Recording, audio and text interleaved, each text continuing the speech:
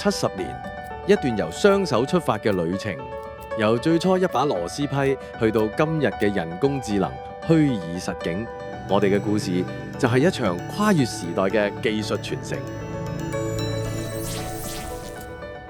1955年，17位年輕人加入咗由工務局電氣機械工程部、九港鐵路部同水務部一齊舉辦嘅第一屆政府學徒訓練計劃。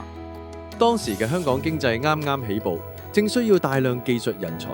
呢班年輕人嘅學習之旅唔單止係提升自己技能，更加為香港日後工業發展打好重要嘅基礎。80年代，香港經濟起飛，工商業發展一日千里，電氣機械工程處升格為機電工程處，培訓計劃規模擴大，課程內容革新，增設電子學徒訓練課程，回應新世代技術需求。為咗促進業界交流合作，機電工程處學徒協會喺2007年成立，凝聚業界力量，提升技術員嘅專業形象。喺2012年，學徒訓練計劃正式改稱為技術員訓練計劃。呢項轉變唔單止進一步提升咗行業專業定位，亦都提供理論與實踐並重嘅課程，令更加多年輕一代投身機電工程，為行業注入新動力，全方位培育新一代機電專才。過去10年，訓練模式迎來突破。機電處設立互動學習中心、技能評估同發展中心，引入虛擬實境等等高端科技，令學員可以安全模擬實境工序，以體驗式學習，全面提升成效。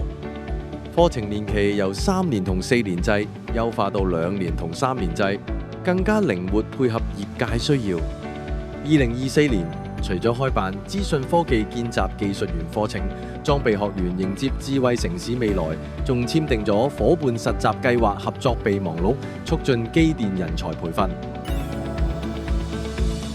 技術員訓練計劃屢獲殊榮，證明我哋嘅努力獲得社會肯定，包括香港管理專業協會頒發嘅多項培訓獎項。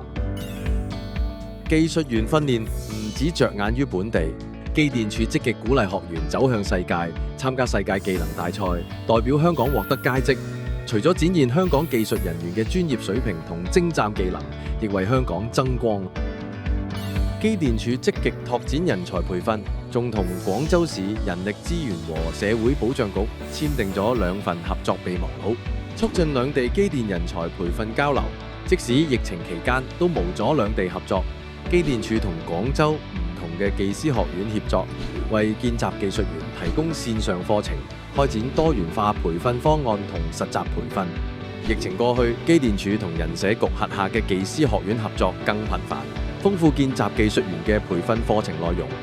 例如加入氫能巴士嘅理論及維修保養知識，亦開展全新自主移動機器人課程，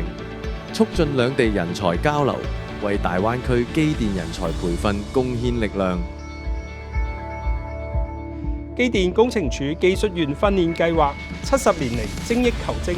培育接近8000名機電專才。我哋與時並進，秉持創新精神，持續優化培訓計劃，包括加入新技能、新科技嘅培訓，例如建築資訊模型、機電組裝合成法、人工智能、物聯網、無人機同埋機械人等。展望將來，機電工程處會繼續同業界攜手，致力推動機電人才發展，傳承創新，成就未來。